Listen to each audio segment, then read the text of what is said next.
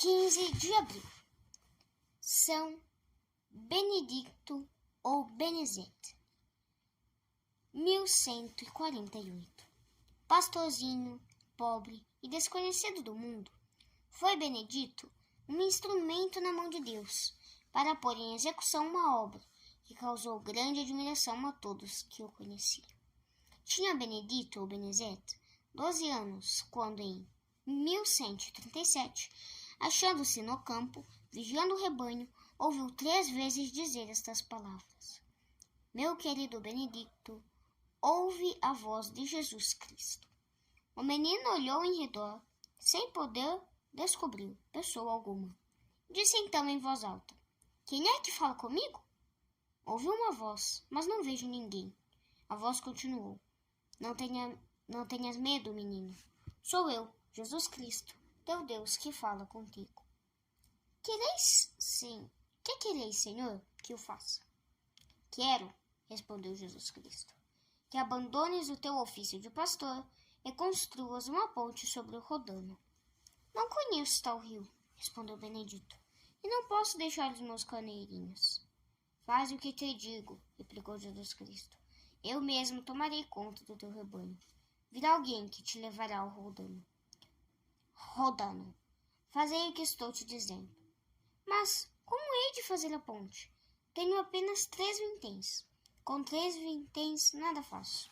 Confie em mim, disse-lhe Cristo, e não te incomodes com estas coisas.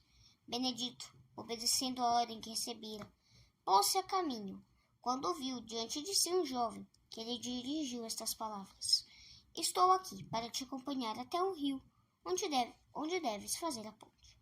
Chegando ao Rodano e vendo Benedito grande volume d'água, disse ao companheiro: Como hei de fazer uma ponte aqui? O jovem, porém, que era um anjo, respondeu: Não tenhas medo e faz o que o Deus te mandou. Põe-te naquela canoa e passa para a outra banda do rio. Vai à cidade de Avignon e diz ao bispo que ordem trazes de Deus. Tendo dito isto, o anjo desapareceu. Benedito foi a Avignon, apresentou-se ao bispo e pô-lo a par do que se havia acontecido. O bispo, julgando tratar-se da ideia de um tresloucado, nenhuma importância ligou ao plano do pastorzinho, o qual se dirigiu ao prefeito, expondo-lhe o mesmo projeto. Senhor, disse-lhe, Deus mandou-me cá para fazer uma ponte sobre o Rodano. É preciso que me deis o vosso auxílio.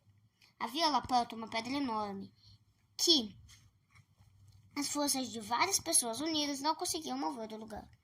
O prefeito, como que se quisesse livrar daquele importuno, disse a Benedito: Se queres fazer uma ponte, tira aquela pedra, que pode servir para o fundamento.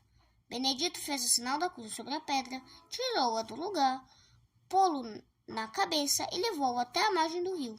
Tudo isto com uma agilidade e facilidade, como se tratasse de um peso de poucos quilos.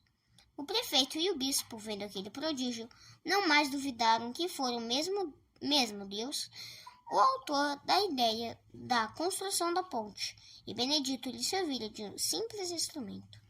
Se não bastasse este fato extraordinário para convencê-los da verdade de que dissera Benedito, outras coisas, não menos maravilhosas, dissipariam por completo a última hesitação, se a tivesse havido. Doentes que tocavam nas mãos ou na roupa de Benedito recuperavam a saúde no mesmo instante. Logo no primeiro dia, foram registrados 18 casos desta natureza. Não havia, pois, dúvida alguma de que o menino era um enviado de Deus para serem executados os planos da providência. Não houve quem negasse auxílio à obra a se fazer. Os trabalhos começaram no mesmo ano e Benedito dirigiu-os.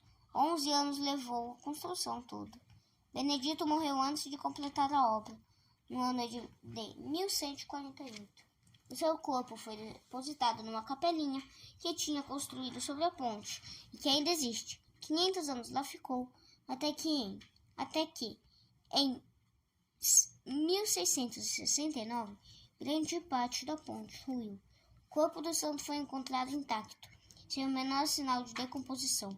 Os intestinos e os olhos acharam-se em estado de perfeita conservação, o que é tanto mais para se admirar, porque o gradil de ferro que cercava o túmulo de Benedito estava agora completamente estragado pela ferrugem. Em 164, foi aberto novamente o túmulo e encontrado o corpo no mesmo estado em que fora achado. Em 1669, o arcebispo de Avignon ordenou então a transladação do corpo para o convento dos Celestinos. A esta transladação compareceram muitos bispos e numerosos representantes das casas mais aristocratas do país. Embora Benedito não fosse canonizado, goza da veneração do santo no condado de Venaissin, na Provença e no Languedoc. Os papas que residiram em Avignon não só se opuseram à devoção popular de que Benedito era objeto, mas estimularam na por generosas doações. Qual foi o plano de Deus na vocação tão extraordinária de Benedito? Não podia ser outro, senão aquele em que todas as obras divinas se baseiam. A glória divina e a salvação das almas. Antes da existência da ponte, era aquele lugar teatro de muitos crimes e desordens. Sendo bem desenvolvido o comércio de cá e de lá do rondano, os negociantes e viajantes dependiam muito da arbitrariedade dos canoeiros, que cometiam as maiores injustiças, sujeitando os fregueses a sofrerem contínuos prejuízos e perigos. Para pôr cobro aqueles abusos, Deus se serviu do pobre pastorzinho, o qual, ajudado de uma maneira admirável por Deus e pelos homens, conseguiu construir uma ponte num lugar em que ninguém antes julgava fosse possível levar a fim a tal obra, por causa da largueza do rio e da correnteza fortíssima. O pastorzinho Davi livrou o povo da tirania dos filisteus. São Benezete, ou Benedito, foi por Deus chamado para realizar uma obra que os grandes engenheiros de seu tempo parecia impossível de fazer. Estes exemplos mostram que a divina omnipotência escolhe às vezes instrumentos fracos para executar obras importantes.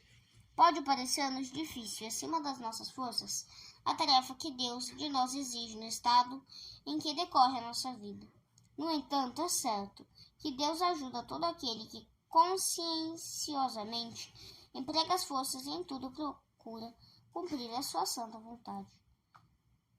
Davi pusera confiança em Deus e disse: é em nome do Senhor que venho a ti.